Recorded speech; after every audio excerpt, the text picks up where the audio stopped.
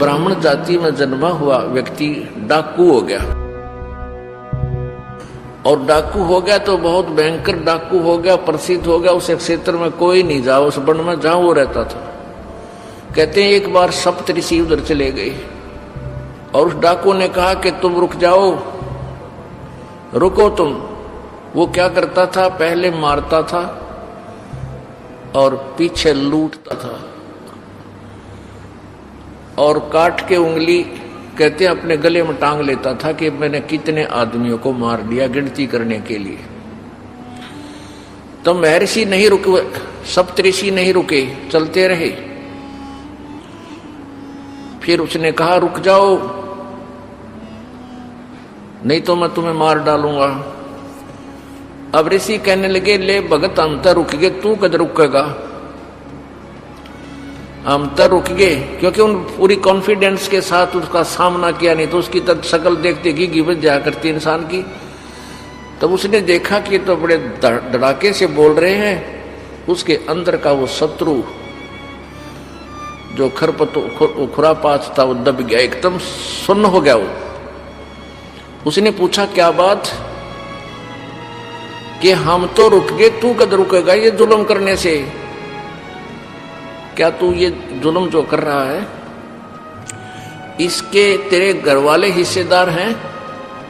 जो तू पाप कर रहा है, क्या तेरे घर वाले, तेरी पत्नी, तेरे पुत्र इस पाप को डिवाइड कर लेंगे? वो कहने लगा कि हाँ करेंगे वो, क्योंकि मैं यहाँ से लूट कर धन ले जाता हूँ, वो मेरा परिवार पोषण हो रहा है, वो मेरे पाप के भागी होंगे। तो ऋषियों ने कहा कि नहीं, तेरी भूल है, पहले घर पता करके या फिर हमें मार देना, लूट लेना हमारे पास जो रखा है। तो उसने कहा कि तुम भाग जाओगे।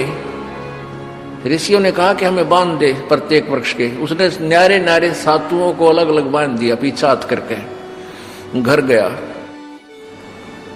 घर जाके उसने अपनी पत्नी से पूछा कि मैं जो ये पाप कर रहा हूं, क्या आप मेरा इसमें सहयोग देंगे, ये पाप के भागी बनोगे? वो कहने लगी मैं पाप की भागी नहीं बनूंगी, क्योंकि आप मेरे पति हो, मुझे इस वचन के साथ आप लाए थे कि आप मेरे घर संभालना, बच्चों का पालन करना, मैं कमा के लाऊंगा।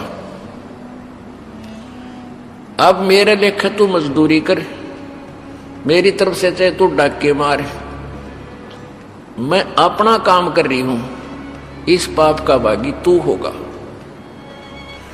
फिर बच्चों से पूछा, बच्चे भी कोई 10 वर्ष का, कोई 12 वर्ष का, कोई 15 वर्ष का। और पहले सभी ब्राह्मण लोग अपने बच्चों को गुरुकुलों में भेजा करते थे ऋषियों के पास शिक्षा देने के लिए, लेने के लिए। तो गुरु लोग तो शिक्षा अच्छी ही देते हैं। तो उन्होंने कहा कि नहीं पिताजी, हम आपके किए हुए पाप के भागी बिल्कुल नहीं होंगे, आप अपने कर्मों के पास स्वयं बैठोगे। हम जब तक नाबालिग हैं तब तक हम आपका फर्ज हमें पालने का है, चाहे किसी तरह पालो। और जब हम बालिग हो जाएंगे, अपनी कमाई करने लग जाएंगे, तेरे अन्न को छुएंगे नहीं। अब उसने सोचा भैया तो बात बिगड़ गई, ये तो सारा एक काम मेरे ऊपर लाद दिया न। तो उसी से मैं वापस आ गया, उनके चरणों में गिर गया, चरण पकड़ दिए, कहा प्रभु मेरा उद्धार करो।